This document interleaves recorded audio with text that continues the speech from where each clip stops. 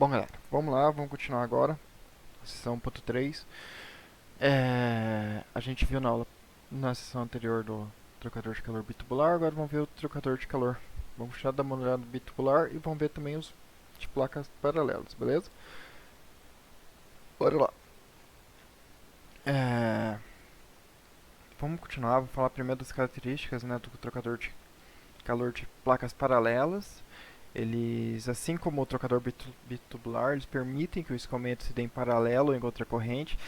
Isso é um dos principais fatores de quase todos os nossos trocadores de calor, né? Se contracorrente ou cocorrente. Geralmente a gente vai trabalhar contra corrente, né? Por causa do ΔT ser menor, ter menos problemas para o nosso trocador de calor, mas é importante que ele consiga atuar dos dois jeitos, certo? O equipamento de trocador de calor, trocador térmico de placas paralelas, basicamente consiste de um conjunto estreito de canais formados por finas placas metálicas dispostas numa armação que possui placa de aperto móvel e placa fixa, ambas contendo bocais para a conexão dos tubos de coleta e alimentação.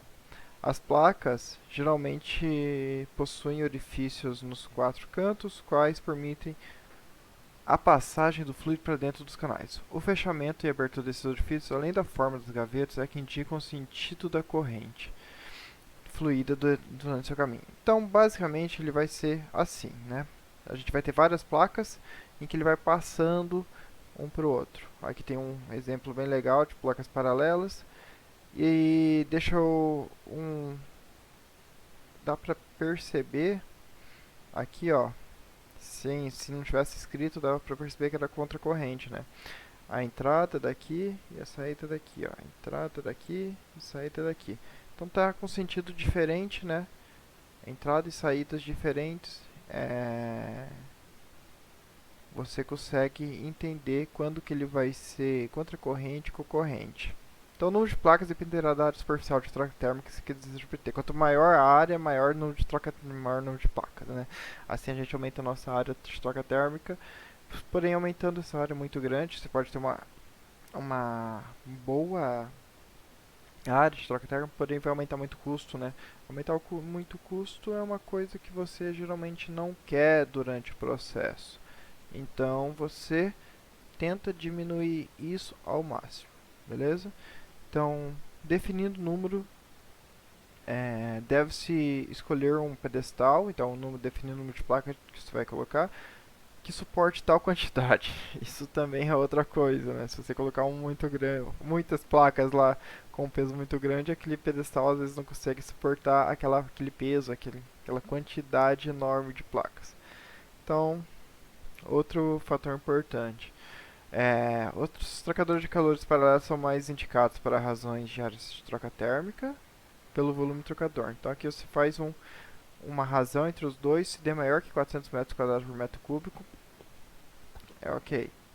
Quando as correntes são líquido-líquido, e era de troca por área de volume trocador quando a corrente é líquido-gás. Claro que você precisa de uma área menor de troca num líquido-líquido, já que o gás expande, aumentando a expansão, você precisa ter uma maior área de troca, né?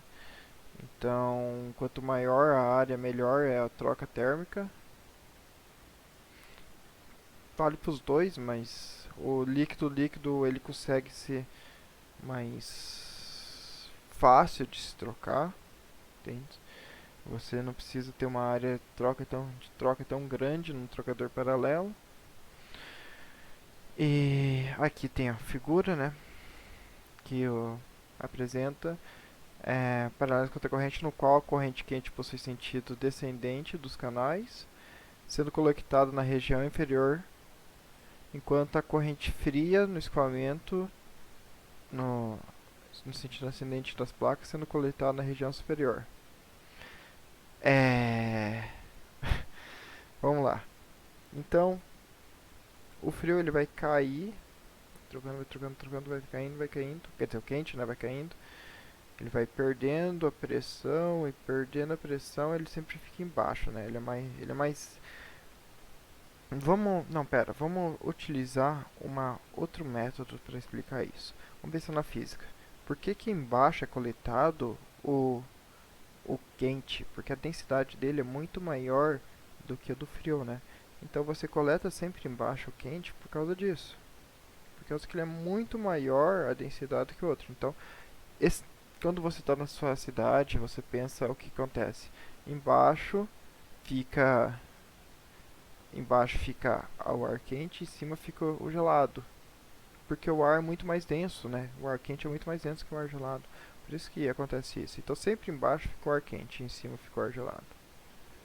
Certo? Pela densidade dos dois. Bom, vamos para o cálculo. Como eu disse anteriormente, vocês vão ver, tudo que a gente já fez anteriormente vai ser aplicado para esse também. Então, aquelas contas, aquela mesma conta que a gente aplicou lá atrás, sabe? Aqui na sessão 1.1, que a gente fez na aula prática, que a gente fez em sala de aula mesmo, a gente vai conseguir aplicar aqui.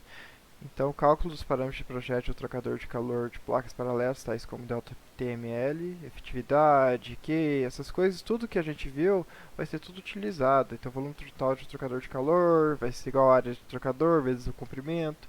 Então, representado transversal, blá blá blá, e L seria seu comprimento. Se o trocador possui forma cúbica, L representa o seu comprimento característico, ou seja, em qualquer dimensão que o trator possui o mesmo comprimento L. Assim, por um trocador, se ele for cúbico, então ele vai ser tipo tudo igual, né? L, L, L. Então o volume do trocador vai ser só igual a L ao cubo, pensando no quadrado. É fácil. E isso pode acontecer para um trocador de paralelo, né? Esse daqui tem placas. Desculpa, trocador de placas paralelas. Ele pode acontecer porque são várias placas e o jeito que você conforma ela, um jeito mais fácil de se conformar ela de um modo, digamos assim, cúbico, né? Fica fácil de se conformar ela, mas não quer dizer que só existe dessa forma, beleza? Então a gente tem várias formas, pode ter tanto em forma circular quanto em outras formas, beleza? Vamos lá.